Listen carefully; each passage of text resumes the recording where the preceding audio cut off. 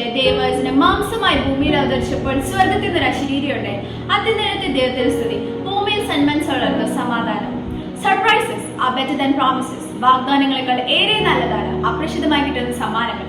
മനുഷ്യകുലത്തിന് ദൈവം നൽകിയിരിക്കുന്ന സമ്മാനത്തിന്റെ പേരാണ് ക്രിസ്മസ്. ആഘോഷങ്ങളൊക്കെ തന്നെ നല്ലതാണ്, പക്ഷേ ഈ ആഘോഷങ്ങളിൽ മാത്രം ഒതുങ്ങി നിൽക്കേണ്ട ഒന്നാണ് ഈ ക്രിസ്മസ്. നമ്മൾ നമ്മുടെ ബർത്ത്ഡേ ബോയ് മറന്നു പോകുന്നു. മനുഷ്യ ഹൃദയങ്ങളെ സ്നേഹത്തിലും സാഹോദര്യത്തിലും ചാലിച്ചെടുക്കുന്ന ഒരു പ്രത്യേക സമയമാണ്. ഈ വേളയിൽ സുഹൃത്തുക്കൾക്ക് ഒരു പ്രത്യേക സ്ഥാനം തന്നെയുണ്ട്. നമ്മുടെ ജീവിതയാത്രയിൽ സന്തോഷത്തിലും ദുഃഖത്തിലും നമ്മളോടൊപ്പം നിൽക്കുന്നവരാണ് നമ്മുടെ സുഹൃത്തുക്കൾ. കേക്ക് മുറിച്ചും പങ്കിട്ടും സമ്മാനങ്ങൾ കൈമാറും ഈ സുഹൃത്ബന്ധത്തിന്റെ ഭാഗമാണ്. തനിയെ നടന്നാൽ പുൽക്കൂട്ടിലേക്കാൾ ദൂരമേറുകയും യാത്ര ക്ലേശകരവും ദുഷ്കരവുമായിരിക്കും. അതിനാൽ സുഹൃത്തുക്കളെ കരം പിടിച്ചുകൊണ്ട് ഒന്നിച്ച് നമുക്ക് യാത്ര ചെയ്യാം. ഉണ്ണിക്ക് പുണ്യങ്ങളുടെ കാഴ്ചകൾ നൽകാം. ഈ ക്രിസ്മസ് രാവിൽ സുഹൃത്തുക്കളോടൊപ്പം വെളിച്ചം വിതറുന്നവരാവാം നമുക്ക്.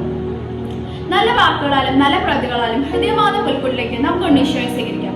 നാവിൽ സുഹൃതജപവും മനസ്സിൽ ദൈവവചനങ്ങളും പുണ്യത്തിലും പൂക്കളെ വേണ്ടി പ്രിയ ചങ്ങാതിമാരെ നമുക്കും പുൽക്കൂട്ടിലേക്ക് ഒരു തീർത്ഥയാത്ര നടത്താം.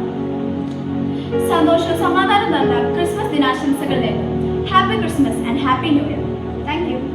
എങ്കിലും രാജാവ് തന്റെ മുൻഗാമികളെ പോലെ തന്നെ അവനോട് വർത്തിക്കുകയും സുഹൃത്തുക്കളുടെ മുന്നിൽ വെച്ച് അവനെ ആദരിക്കുകയും ചെയ്തു.